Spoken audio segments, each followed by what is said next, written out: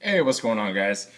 So we're going to change things up here a little bit and move away from the lipless crankbaits for a half a second and talk about the Damiki DC crankbait. They've got four different sizes in this series of crankbaits. The DC is actually stands for Damiki crank or Damiki crankbait, and the crankbaits, they range from shallow divers all the way to deep divers. So we're going to focus more on this shallow diving version here, which is what we have in front of us. But I'm going to talk a little bit about the deeper divers as well. So let's talk about it a little bit.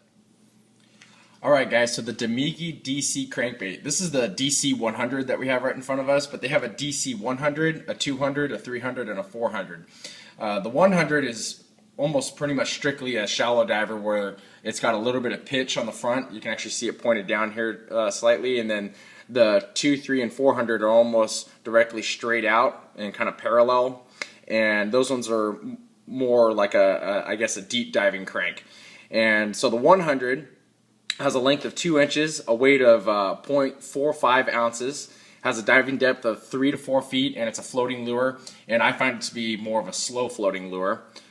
In fact, you go to Tackle Warehouse, that's exactly what it says. It's a slow floating lure. The DC 200 has pretty much the same body shape as the 100, and it's a 2-inch lure, weighs a little bit more at a half an ounce, but it dives 6 to 7 feet, and again, slow floating lure.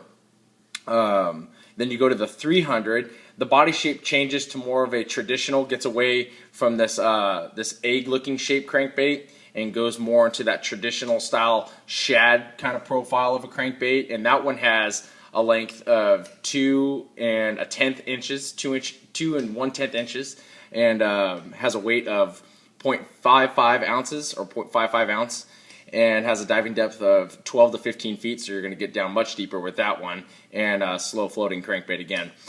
And then you have the DC 400, which is the big guy, and that's just a more traditional, nice ultra deep diving crankbait, and that one has a length of 2 3/4 inches, has a weight of an ounce, a full ounce, and then it says it dives 16 to 18 feet slow floating. So a little bit about this crankbait. Let me go ahead and show you guys a measurement here, at least. Pick this one up here.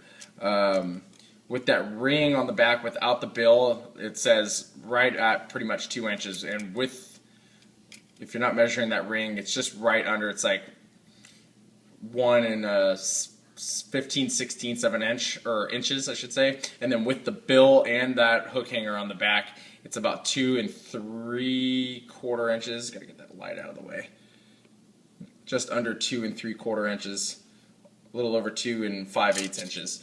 So it's a little bit smaller than your traditional half-ounce crankbaits that you're going to find. Here's a Lucky Craft RC 1.5, just to kind of give you an idea, because you would use these kind of in that same situation where I was actually asking about this a little bit, because if you look at the bill, it does have I guess it has a little less pitch on it than the RC 1.5. You look at the 1.5 and it's more raked down a little bit, and this one's kind of a little bit more straight out, but it's has, I guess, more pitch on it this way than it does their other crankbaits in that series. But when you look at the front of it, it's kind of rounded, but it does have some squared off corners.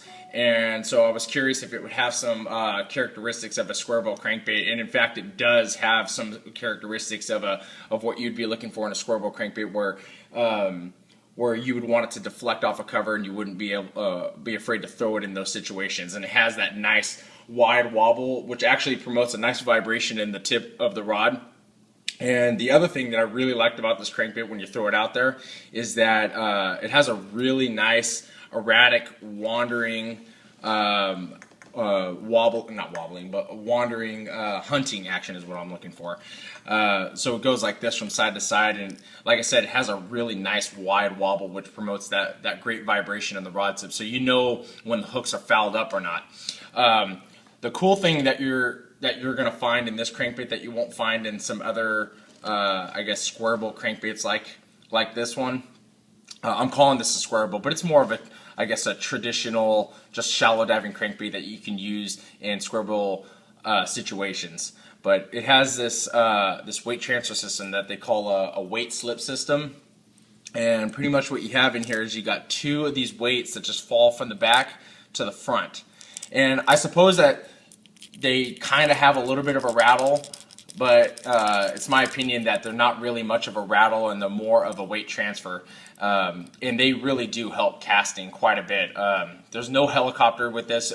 Some of you will know that when you throw like a traditional square bill crankbait, especially one that doesn't have any rattles or anything like that in it, they really tend to helicopter if you're not throwing them on an underhand roll cast. And so this one really alleviates a lot of that. So when you're throwing it out there, it really just darts straight out there and has a really nice casting distance to it.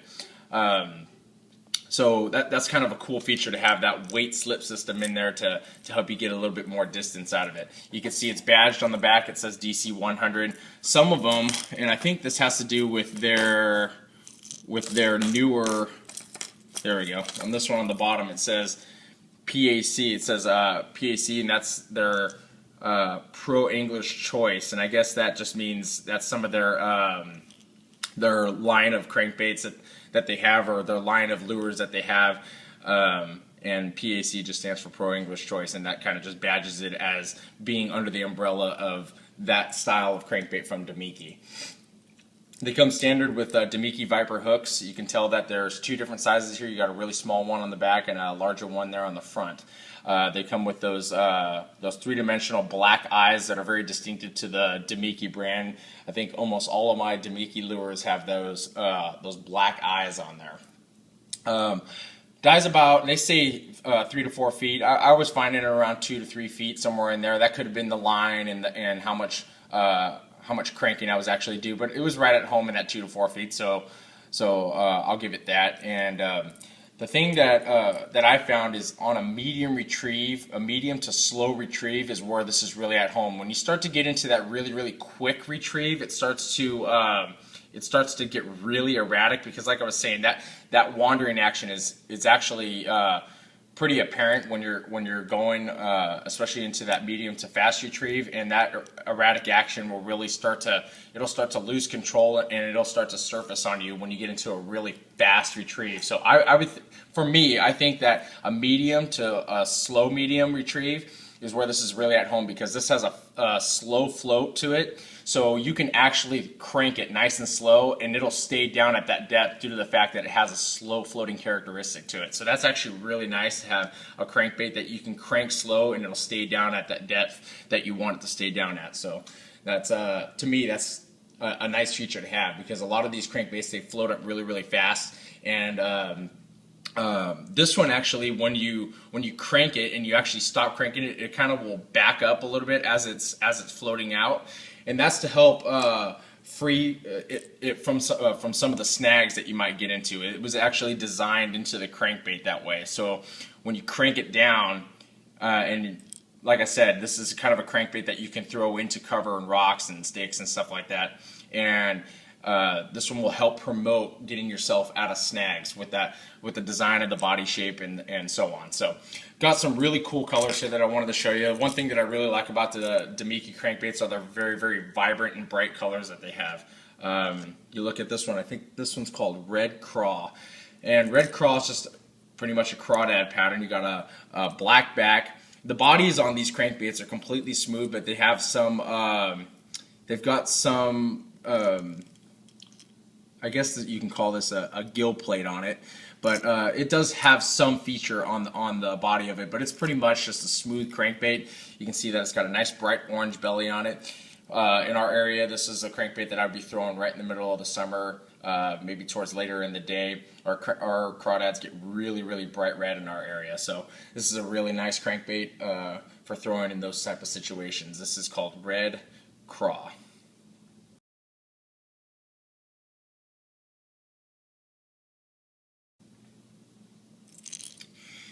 This next one here is just a shad pattern. This is called Real Shad. It's kind of like a sexy shad. You've got a light blue back on it with the scale pattern. Let me see if I can focus on it. There it goes. So you got a light blue scale pattern on the back, chartreuse line shad dot, and overall kind of just a pearlescent look to the whole body of the crankbait, and you can actually see the lines on what I've been calling the gill plate on it. You can see it a lot better on this crankbait than that red cross. So this is called Real Shad.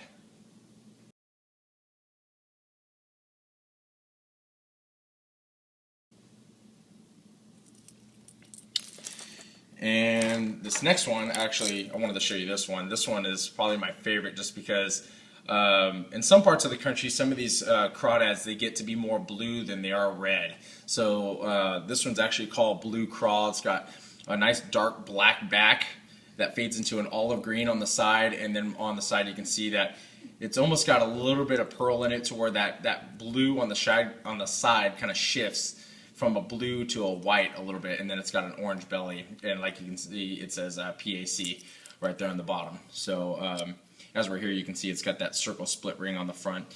You know, oval split rings are a little bit nicer to have for tying, but I guess that's okay. It does look like it's a decent split ring there on the front, but if you wanted to change it, you just throw an oval split ring on the front there, I guess. So there is Blue Craw.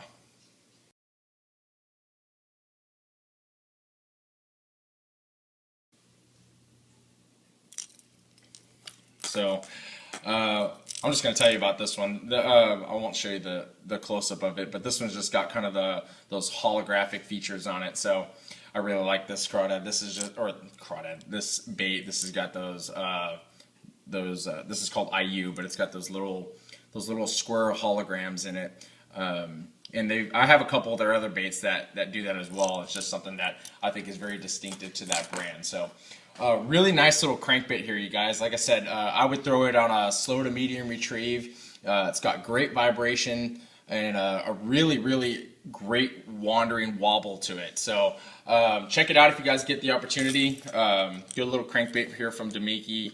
Let's see how much it's priced at. I think they got it. It's $11.99 on Tackle Warehouse, and like I said, they've got all kinds of different sizes. They've got the 100, 200, 300, and 400. The 400 being the biggest deep diving version, and then this 100 being more of that shallow diving square bill type. So check them out if you guys get the opportunity. If you guys like the video, hit the like button down there in the lower left-hand corner. I really appreciate that, and I'll talk to you guys soon. Thanks a lot.